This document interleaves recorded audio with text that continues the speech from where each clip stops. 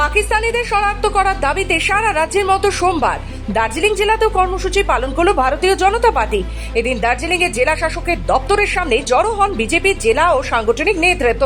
তারা অবিলম্বে পাকিস্তানিদের চিহ্নিত করে প্রয়োজনীয় পদক্ষেপ গ্রহণের দাবি তোলেন।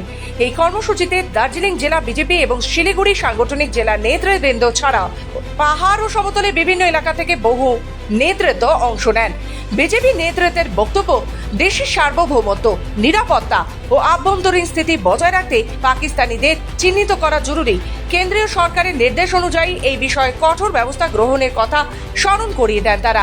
পাশাপাশি বিক্ষোভ চলাকালীন বিজেপি নেতারা জানান, এই কর্মসূচি শুধু দার্জিলিং বা উত্তরবঙ্গ নয়, রাজ্য জুড়ে একই দাবিতে সংগঠিত হচ্ছে। প্রশাসনের প্রতি তারা দ্রুত পদক্ষেপ গ্রহণের আহ্বান জানান।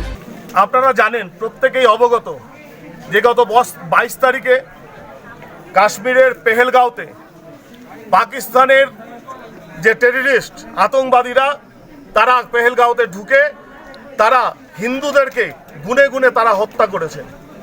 তারা কালমা পড়তে বলেছেন, তারা জামা কাপড় খুলে পাকিস্তানি একটা সম্প্রদায়ের প্রমাণ দিতে পারেনি বলে তারা হিন্দু বলে তাদেরকে খুন করেছে।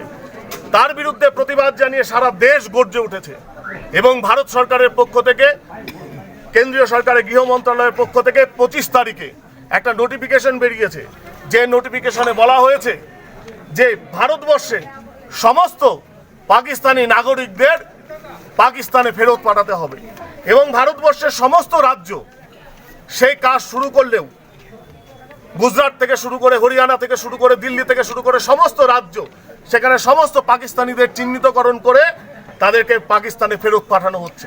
কিন্তু আমরা দেখছি যে এই পশ্চিমবঙ্গে, যে পশ্চিমবঙ্গ জিহাদিদের বাসস্থান, যে পশ্চিমবঙ্গে মুর্শিদাবাদের মতন ঘটনা ঘটে, যে পশ্চিমবঙ্গে মালদার মতন জিহাদি ঘটনা ঘটে, যে পশ্চিমবঙ্গে ধুলাগড় ঘটেছে, যে পশ্চিমবঙ্গে প্রতিদিন বারুদের স্তূপে আতঙ্কবাদীদের বারুদের স্তূপের উপরে দাঁড়িয়ে আছে, প্রতিদিন লস্করে তৈবা বিভিন্ন জঙ্গি সংগঠনের পাকিস্তানি নাগরিকরা ধরা পড়ছে, তারপরও 25 তারিখের পর থেকে এখনো পর্যন্ত পশ্চিমবঙ্গে একজন পাকিস্তানিকেও এই সরকার চিহ্নিতকরণ করেনি।